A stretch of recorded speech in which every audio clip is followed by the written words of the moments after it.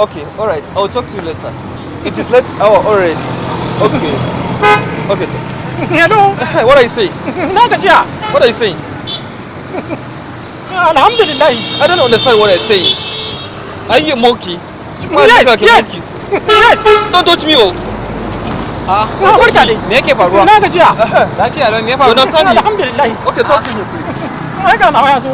Malam me ya faru? Na rantsa da Allah malam. Tun da na ce ina so zan je London a ƙauyen mu.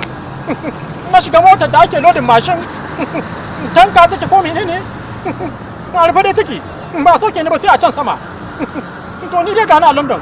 Na rasa inda zan so kan kwana na rantsa da Allah. London kai wa ga maka nan London ne. London ne mana. Ga irin gudanar da muke gani a TV. To nan bari in ga maka dai nan ni rigasa ma nake ma in ga ma ka san kauyen rigasa. Kauyen rigasa? Nan ba London bane. Excuse me, I don't understand what you're saying. Please, I'm going.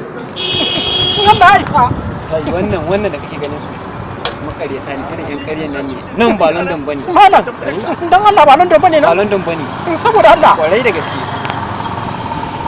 To ina ne nan? Kaduna ce nan. Ya ƙarya ne. Na rantsa da Allah ƙarya ne. Saboda Allah. Ya za ka ce nan garin Kaduna ne.